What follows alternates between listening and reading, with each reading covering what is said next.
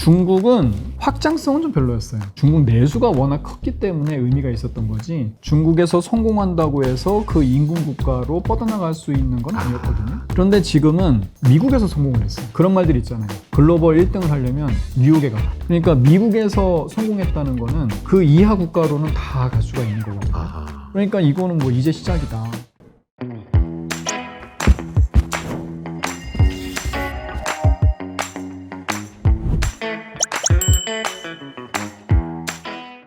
안녕하세요. 이호석입니다. 오늘은 박종대 연구원님 모셨습니다. 안녕하세요. 네, 안녕하세요. 반갑습니다. 네. 오랜만에 저희 채널에 나와주셨는데 한번 소개 한번 부탁드리겠습니다. 네, 안녕하세요. 2021년에 한번 출연했던 기억이 나는데 네네. 잠깐 여의도 금융계를 떠나서 경영을 하다가 경영은 아무나 하는 것이 아니구나 라는 것을 절실히 깨닫고 네. 화장품이 좋아서 다시 여의도로 컴백한 박종대 애널리스트입니다. 그러니까 지금 이제 잠시 떠났다고 얘기하셨지만 그 전에 몇 년 동안 애널리스트 업종 1위를 하셨냐면 8년 연속으로 하셨다고 네. 네, 책에 쓰여 있습니다. 네. 근데 책 제목이 화장품은 한국이 1등입니다. 요즘에 이제 화장품에 대한 관심이 굉장히 많았는데, 아니, 이 책을 쓰기 시작한 게 언제부터 쓰시기 시작하셨는지?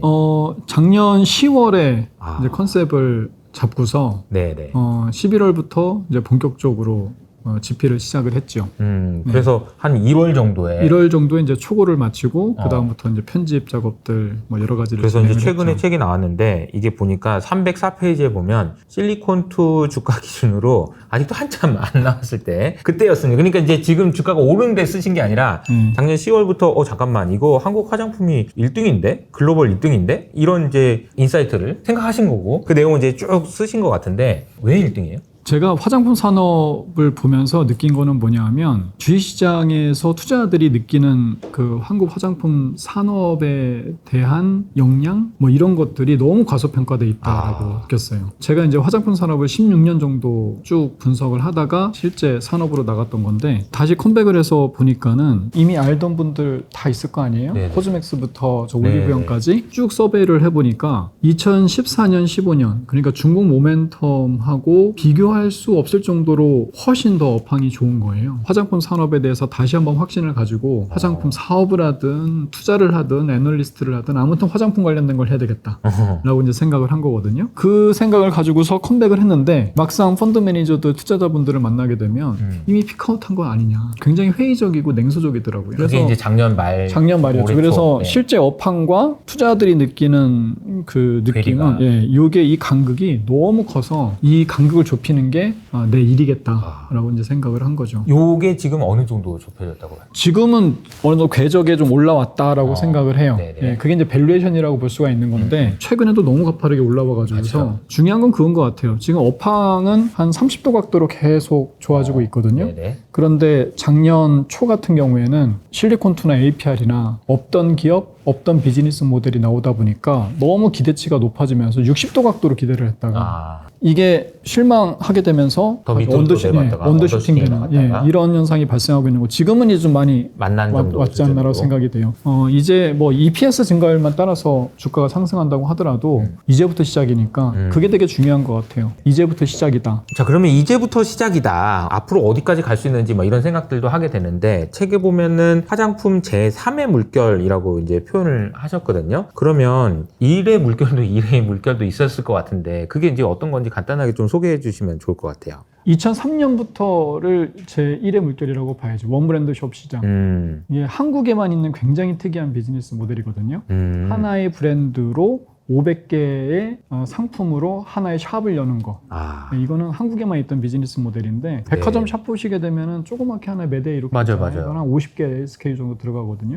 그러니까는 굉장히 특이한 비즈니스 모델. 재고 부담도 굉장히 크고 그렇죠. 임대료 부담도 굉장히 크고. 근데 아무튼 그 비즈니스 모델이 나오게 되면서 브랜드와 생산이 분리되고 각자 브랜드끼리 경쟁하고 아이디어가 창출이 되고 그리고 생산업체들은 ODM 자체적으로 또 기술을 개발시키고 하게 되면서 경쟁이 치열하게 전개가 됐죠. 그게 이제 제1의 물결. 진입장벽이 굉장히 낮아졌거든요. 왜냐하면 그것 때문에? 그 전까지는 브랜드 업체가 생산을 직접 했거든요. 한국 화장품이나 뭐 아모레퍼시픽이나 그땐 태평양이죠. 다 기본적으로 생산 시설을 가지고 있는 업체들이 브랜드 비즈니스를 규정상 그렇게 했어요. 왜냐하면 피부에 바르는 거니까. 그쵸.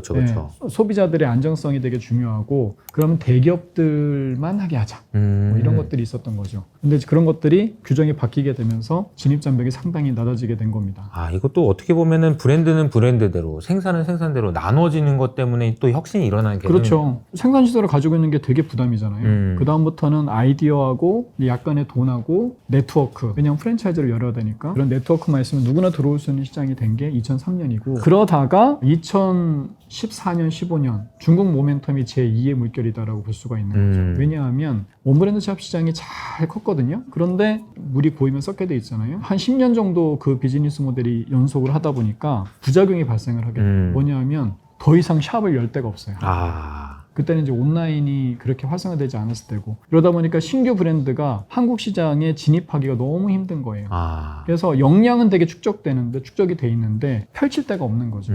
그때 중국 모멘텀이 탁 터지게 되면서 중국이 투자의 시기에서 소비의 시기로 넘어가기 시작한 게 2010년 초반이거든요. 그때 뭐 별그대 효과 이런 것들 때문에 한류가 엄청나게 형성이 됐고 거의 블랙홀처럼 중국의 화장품들이 한국의 화장품들이 빨려서 들어갔죠.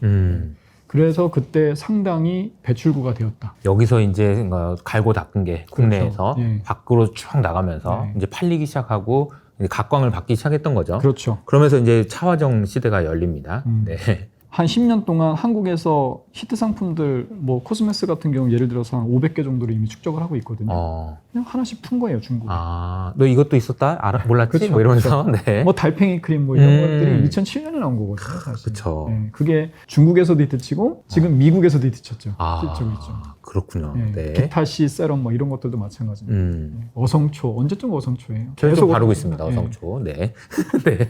그런 것들을 하나씩 풀면서 이제 중국에서 매출을 많이 일으키면서 자본을 축적을 했고 중국 모멘텀이 사그라지면서 굉장히 힘든 시기가 있었는데 코로나19를 계기로 해서 미국과 일본에서 K-뷰티의 시대가 열리게 된 거죠. 그것이 이제 제3의 물결이다. 그렇죠. 이렇게 볼 수 있겠네요. 네. 근데 이제 뭐 보면은 뭐 일각에서 이런 얘기도 있습니다. 뭐 이런 책이 나올 때가 또 피크더라. 뭐 이런 얘기도 있고 그래가지고. 근데 이제 책은 이번에 오래전에 6개월 전에 이미 쓰셨다는 거 이거 참고하시고요. 근데 이번에 제3의 물결도 이 물결처럼 커졌다가 이제 사그라드는 거 아니냐. 그 질문에 대답을 하려면은 이게 과거랑 어떤 게 차이가 있는지를 좀 봐야 될 것 같거든요. 중국 모멘텀하고 이제 비교를 해보게 되면 중국은 확장성은 좀 별로였어요. 왜냐하면 중국 내수가 워낙 컸기 때문에 의미가 있었던 거지 중국에서 성공한다고 해서 그 인근 국가로 뻗어나갈 수 있는 건 아니었거든요. 그런데 지금은 미국에서 성공을 했어요. 그런 말들이 있잖아요. 글로벌 1등을 하려면 뉴욕에 가라. 그게 뭐 예술이든 건축이든 금융이든 간에 그렇죠. 뉴욕에서 1등을 해야 된다. 그러니까 미국에서 성공했다는 거는 그 이하 국가로는 다 갈 수가 있는 거거든요. 당장에 영국으로 갔죠. 영국하고 미국은 굉장히 정서적으로 연결이 돼 있으니까. 그 다음에 유럽으로 갔죠. 유럽에서 성공하니까는 이제 중동으로 가죠. 계속 동진을 하고 있는 겁니다, 지금. 그러니까 서쪽에 갔다가 지금 실패했잖아요. 중국에 갔다가. 근데 일본에서 성공하고 태평양을 건너서 미국으로 가고 미국을 건너서 지금 영국, 유럽으로 엄청나게 수출이 증가를 하고 있죠. 네. 좀 있으면 중동, 러시아, CIS 지역, 그 다음에 인도가 또 굉장히 한류가 엄청나거든요. 거기에다가 인도시장 엄청 클 거 아니에요? 지금 네. 중국보다 인구가 더 많은데. 그 다음에 최근에 저희가 인도네시아 다녀왔습니다만은 인도네시아 시장도 엄청나게 인구가 인도네시아가 2억 8천이잖아요. 동남아 지역에서 한류도 또 엄청나죠. 그러면 다시 또 중국으로 돌아오는 거예요. 그러니까 세계 한 바퀴를 뺑 돌아요. 근데 제 블로그에 어느 이웃이 댓글을 달았는데 왜 남반부 무시하냐. 브라질도 엄청납니다 지금.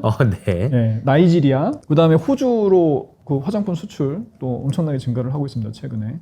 그러니까 이거는 뭐 이제 시작이다. 야, 그러니까 이제 중국하고 비교해 주시니까 딱 와닿는 게 중국 사람들이 야, 이 화장품을 많이 쓴대 그런다고 해가지고 우와 부럽다 나도 써볼까 이러는 사람은 없죠. 없는데 미국에서 이제 쓰면은 야 미국에서도 쓰는 거야? 그러면서 이제 그렇게 된다는 거잖아요. 그럼 우선 질문 드려야 될 게 미국에서 이게 어떻게 성공한 거예요? 이게 사업은 운이라는 말이 있잖아요. 네. 아무리 역량이 돼도 이게 운이 안 맞으면 될 수가 없는 건데 기가 막히게 이게 운대가 맞아 떨어졌다. 제가 이전에도 책을 한번 쓴 적이 있거든요. K-뷰티 어디서 왔고 어디로 나아갈 것인가 책을 쓴 적이 있는데 그때 마지막 단락에 뭐라고 썼냐고 하게 되면 네네. 한국 화장품 산업의 역량은 엄청나게 지금 출중한데 중국 모멘텀이 사그라진 이후에 해외로 나가야 되는데 그 해외로 제대로 유통을 할 그런 파이프라인이 없다. 유통망이 없다. 그게 너무 안타깝다. 라고 했거든요. 그런데 그게 코로나19 이후에 두 가지가 생겼는데 이제 첫 번째는 미국에서도 이커머스가 굉장히 발달을 했고요. 그 다음에 틱톡이 엄청나게 성행을 하게 됐고요. K컬처가 엄청나게 확산이 됐습니다. 문화적인 그런 토대가 많이 만들어졌다. 한국에 대한 이제 열린 마음이 그쵸. 생긴 거죠. 거기에서 한국 시장의 성장의 이력이 없잖아요, 화장품 시장이. 그러니까 이 젊은 그 파운더들이, 창업자들이 미국의 해외, 일본이나 미국의 마케팅을 엄청나게 많이 하게 되죠. 사실 뭐 티르티르나 아누아나 스킨천사나 조선미녀나 다 해외에서 성공해서 한국으로 역진출한 이제 그런 케이스들이거든요. 그러니까 한국의 성장 여력이 없고 중국은 너무 힘든 상황이니까 네. 이제 역량은 되니까 기본적으로 미국하고 일본에 시도를 해본 거죠. 근데 마침 그때 K컬처가 있었고 그때 마침 미국의 일본의 MZ세대들이 미국 같은 경우에는 중저가 기초가 없거든요. 그 시장에. 기초 하이엔드는 있어요. 에스트로더가 있으니까. 그 다음에 색조는 하이엔드부터 이 매스까지 굉장히 잘 발달되어 있는 데가 미국이에요. 미국이 굉장히 특이한 나라인 게 색조 비중이 기초하고 색조만 나눠보게 되면 46%나 돼요. 다른 나라들은 평균이 한 28% 정도 되거든요. 색조에 엄청나게 비용을 쓰는 그런 나라거든요. 근데 거기에 공백이 어디냐면은 중저가 기초가 비어 있어요. 그런데 이 코로나19 시기에 맨날 색조 화장하고서 밖에 나가서 놀던 애들이 집에서 이제 K 드라마 보고 막 이러다 보니까 쟤네들은 왜 이렇게 피부가 좋지? 그리고 그동안에 보이지 않던 막 잡티, 주름, 막 이런 그런 것들이 이제 보이기 시작합니다. 네. 그러면서 K-뷰티에 대한 관심이 상당히 많이 증가를 하게 된 거죠. 야, 이게 다 하나하나 다 맞아 떨어졌다라고 볼 수 있을 정도로 미국에서 하필이면 이커머스가 생기고 틱톡이랑 그 무엇보다도 저는 이제 궁금한 게 젊은 창업자들에 대한 게 좀 궁금해요. 그러니까 최근에 이제 주가가 많이 올랐던 뭐 APR 포함해가지고 80년대생이 이제 창업자들이더라고요. 이들의 이제 사업 전략이라는 것이 과거의 이제 성공 방정식하고 많이 다르다고 들었는데 이거 어떻게 다른 거예요? 화장품에 최근에 진입해가지고서 2010년, 15년 이후에 2020년에 들어서 창업하는 사람들의 공통적인 특징이 뭐냐면 굉장히 마케팅에 집중돼 있어요. 이들이 맨 처음에 화장품 산업을 시작한 이유 자체가 그래요. 배경이 지금 창업자들은 서울대 연구대 나온 사람들이거든요. 굉장히 학력 수준이 되게 높아요. 네네네. 그래서 다들 뭐 맥킨지 다니다거나 대기업에 다니다가 쭉 전 세계를 보니까 최근에 가장 큰 변화가 한류더라. 그러면 이 한류에 K컬처에 편승해서 돈 벌 수 있는 방법이 뭘까 생각을 해보니까는 소비재다. 그럼 소비재 가운데서 뭘 할까? 패션도 있고 식품도 있고 화장품도 있고 여러 가지가 있잖아요. 그런데 화장품이 가장 진입하기가 쉽더라. 왜냐하면 식품은 잘 보시면 중소기업이 수출하는 케이스는 별로 없어요. 여러 가지 한계가 있어요. 뭘 만들어야 되잖아요. 공정도 만들고 그리고 소비 기한도 되게 짧고 그쵸. 안정성을 전부하기가 재고 관리하기도 어렵고 재고 관리도 힘들고 그다음에 효율도 떨어지고 그렇기 때문에 농심이나 삼양이나 뭐 이런 대기업들이 주로 수출을 하지 중소기업은 상당히 힘들어요. 그런데 화장품은 제조는 코스메스콜마가 너무나 완벽하게 만들어주고 해외 수출은 실리콘투라는 무역 벤더가 직매입으로 바로 그냥 가져가고 일주일 후에 입금을 해줘요. 대금을. 중소기업은 항상 현금이 모자라거든요. 2, 3개월 떼이는 게 일수입니다. 그러다가 제품을 아무리 잘 만들어도 그 자금순환이 안 돼서 사업이 힘들어지는 경우가 굉장히 많거든요.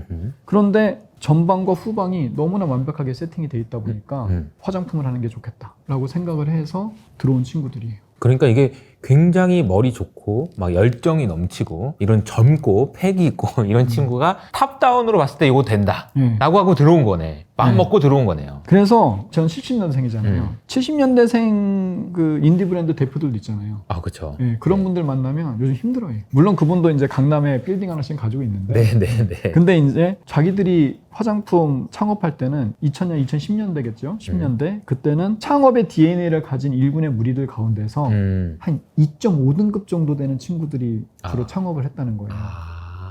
해볼 만한, 네, 네, 해볼 네. 만한. 그때는 그렇게까지 화장품이 이제 장르가 붐이 아니고 다양하지 했으니까. 않았으니까. 근데 지금은 0.5등급. 탑 티어에 완전 탑 티어가 오니까 너무 부담스럽다는 거예요. 이기기가 쉽지 않은 거죠. 만만치가 않은 그 거죠. 머리 좋은 친구들이 밤을 꿀딱꿀딱 새면서 지금 틱톡 마케팅을 하고 있으니 네. 얼마나 긴장되겠어요. 그러니까 이제 저는 이제 산업이 성장하기 위해서 굉장히 좀 중요한 게 어떻게 보면 교과서에 나온 얘기긴 한데 창조적 파괴가 활발하게 진행되는 곳 이렇게 이제 정의할 수 있잖아요. 사실 어떻게 보면은 엄청나게 치열하게 경쟁할 수 있는 토대 그리고 지면 어쩔 수 없이 넌 졌다 이렇게 할 수 있는 그런 환경 소위 말하는 이제 산업 생태계라고 얘기하죠. 이게 산업 생태계라는 것이 코스맥스 콜마 그리고 실리콘투 앞뒤에서 이렇게 하면서 싹 만들어졌다라는 생각도 좀 드네요. 맞아요. 다른 나라에서는 이렇게 할 수가 없어요. 그러니까 인디 브랜드 대표들 만나면 이구동성으로 하는 말이 일본이나 미국의 화장품 창업자들은 자기들하고 게임이 안 된다. 왜냐하면 아까 이제 운이라고 말씀드렸잖아요. 지금은 마케팅의 시대예요. SNS, 온라인, 마케팅의 시대란 말이죠. 아누아 뭐 지금 굉장히 실적이 좋은데 아누아로 브랜드가 알려져 있지 않아요. 그러니까 가장 먼저 K뷰티를 접하는 미국 MZ세대들의 기본적인 순서가 뭐냐면 틱톡에서 봤어? 오 이거 되게 참신하더라. 틱톡에서 봤어? 근데 마침 그 제품이 아누아였고 마침 그 제품이 한국에서 만들어진 거였고 이거 한국 화장품이네? 믿을만하지 하면서 확신을 가지고 산다는 거예요. 그러니까는 마케팅이 엄청나게 중요한 시대인데 한국의 이 신세대 창업가들이 거기에 엄청나게 집중돼 있는 거죠. 만나면 7, 80%가 다 마케팅에 대한 얘기만 해요. 왜냐하면 제조하고 유통은 신경 쓸 필요가 없으니까. 그런데 미국에 화장품 창업하려고 하게 되면 신경 써야 될 게 너무 많은 거예요. 자기가 브랜드 아이덴티티를 정립을 할 거 아니에요? 이거를 어디서 만들 수 있을까? 막 돌아다니면서 수소문해야 돼요. 그리고 이걸 갖다가 어떻게 마케팅을 할까? 또 어디에 판매할까? 그 수소문하느라 하세월이에요. 일본의 창업자들은 또 문화 자체가 거기는 또 장인 정신의 나라라 제품을 완벽하게 만들어야 돼. 성분이나 이런 거, 안정성 이런 것들이 엄청나게 중요하고 그거에 신경 쓰느라고 다른 거 신경 쓰기가 또 힘들다는 거예요. 시간 다 지나가고. 그러니까 지금은 마케팅의 시대인데 마케팅에 시간을 투여하는 절대적인 양 자체가 한국의 브랜드들이 월등히 많은 거죠. 그래서 마케팅이 상대가 안 된다. 근데 이제 아마 보시는 분들에 따라서 또 다를 수 있는 게 아니 물건을 잘 만드는 거 품질 좋고 이래가지고 성공했다는 얘기는 들어봤지만 마케팅 잘한다고 이게 뭔가 그 장사꾼 아니야? 이런 생각을 좀 하시면서 마케팅을 잘해가지고 잘 파는 거 그거에 대한 그 폄하하는 그런 시각도 좀 있지 않나요? 근데 MZ세대들이 바보가 아니죠? 이 K뷰티가 인도네시아 시장에 들어서게 되면서 이제 싸이 이후에 굉장히 붐이 일었대요. 인도네시아에 K뷰티가 들어오면서 눈높이가 엄청나게 높아졌어요. 제가 오래된 미래라고 이제 책에서도 썼는데 이거는 준비된 20년 동안 준비된 제조 실력 이런 것들이 마케팅에 얹어져서 글로벌리 확장이 되는 거죠. 두 번째 중국 모멘텀 때도 말씀드리고 세 번째 제 3회 물결에서도 말씀드리는 게 한국 화장품 산업의 역량은 축적이 충분히 돼 있었는데 이거를 펼칠 데가 없었다. 그게 중국이었고 이제 2020년 이후에는 미국, 일본이 된 거죠. 코즈맥스, 콜마, 위시로에서 한국의 ODM 산업이 엄청 전 세계 1등이에요. 제가 여기서 한국 화장품은 한국이 1등입니다 라고 할 때 그러니까요. 수출이 1등 아니죠? 수출은 프랑스가 1등입니다. 제조량으로 따지게 되면 중국이 1등이겠죠. 네. 그럼 뭐가 1등이냐? 제조 역량이 1등입니다. 조금 부연 설명을 해주신다면 뭘 잘 만든다는 거죠? 그러니까 코스맥스 콜마처럼 대량의 제품을 퀄리티 컨트롤이 가능하면서 혁신적인 아이디어를 넣고서 만들 수 있는 데가 전 세계에 없어요. K뷰티의 가장 큰 힘이라는 거는 가성비하고 혁신성이거든요. 그게 K컬처와 마케팅을 만나서 전 세계로 확산이 되고 있는 겁니다. 그러니까 혁신성과 가성비를 만들어내는 게 한국의 제조죠. 이게 되게 특이한 거예요. 제가 16년 동안 화장품 산업을 분석했을 때는 한국 화장품 산업하고 중국만 분석을 했을 거 아니에요, 당시는. 그때는 몰랐죠. 일본 시장을 분석하고 미국 시장을 분석하다 보니까 글로벌리 볼 때는 코스맥스나 한국콜마 같은 회사가 없더라. 나오기가 힘들다. 이 20년 동안의 치열한 경쟁을 통해서 일단 설비가 굉장히 효율화됐고요. 제가 깜짝 놀란 게 이게 MOQ라는 게 있거든요. 최소 주문 수량이라는 게 있어요. 하루에 생산하는 수량이 있는데 그게 일반적으로 식품이나 화장품이나 한 15,000개, 2만 개 정도 되거든요. 그게 하루 생산 가능한 거예요. 그래서 그 이하로 주문을 받지를 않아요. 그런데 이번에 CNC 인터내셔널이나 이런 회사들 탐방을 가서 생산 라인을 보니까 3만 개가 찍혀 있어요. 이게 무슨 말이냐면 산업이 발달하니까 설비도 엄청나게 좋아집니다. 그러니까는 15,000개, 2만 개 만들었던 설비가 이제는 3만 개 만드는 설비로 바뀌는 거예요. 그러니까 이 캐파 증설이라는 게 단순히 공간적인 개념뿐만 아니라 설비의 효율성 문제도 있는 거잖아요. 그렇죠. 그런 것들이 굉장히 좋아졌죠. 그리고 숙련도 코스맥스나 콜마에서 거기서 자식들 다 키우고 시집장가 보낸 여사님들이 엄청 많으세요. 미국에서는 그게 안 되는 거죠. 그래서 코스맥스 USA가 있고 콜마 미국이 있거든요. 실적이 안 좋아요. 한국만큼 생산성이 나오질 않는 겁니다. 또 하나 중요한 거는 뭐냐 하게 되면 하나의 팀을 이루고 있어요. 한국은. 화장품 만들어내는데 원료도 필요하죠. 부자재도 필요하죠. 그걸 갖다가 다 조합을 해서 ODM이 만들어내서 브랜드 업체한테 주는 거잖아요. ODM이 제대로 되려면 원부자재의 소싱이 또 잘 돼야 되거든요. 근데 한국 같은 경우에는 20년 동안 치열하게 경쟁을 하면서 막 일을 하다 보니까 이제 전화 한 통이면 끝나요. 홈택코리아한테 그냥 전화 딱 하면 알아서 그냥 일주일 후에 바로바로 갖다 주고 막 이런 프로세스가 너무 하나의 팀처럼 구성이 되어 있어요. 딴 회사인데. 이번에 인도네시아도 마찬가지지만은 미국이나 일본에서 한국 코스맥스나 한국 콜마 같은 ODM 업체가 나오기 힘든 이유 중에 하나가 뭐냐라고 하게 되면 원부자재 소싱이 안 돼요. 미국에는 그런 부자재 용기를 만드는 회사가 거의 찾아보기 힘들어요. 일본의 어떤 청년 사업가가 한국처럼 나도 ODM 사업을 갖다 하겠다. 한번 의기양양하게 일어섰다가 끝내는 좌초된 게 부자재를 구할 수가 없어요. 코스맥스 인도네시아 법인이 성장을 하는데 가장 초석이 됐던 게 뭐냐면은 부자재를 갖다가 중국에서 소싱을 기가 막히게 해왔거든요. 인도네시아 현지에는 구할 수가 없으니까. 이게 어차피 2달러에 만들어서 10달러에 파는 이제 그런 프로세스인데 미국 아마존에서 판매되는 게 태평양을 건너가도 한국에서 생산하는 게 제일 싸다. 한국 인건비 높잖아요. 그렇죠. 인건비 높은데 그게 너무 완벽하게 팀이 구성돼 있고 효율화가 돼 있기 때문에 미국에서는 그 가격에 도저히 못 만든다는 거예요. 태평양을 건너가도 한국에서 만든 게 제일 싸고 좋다.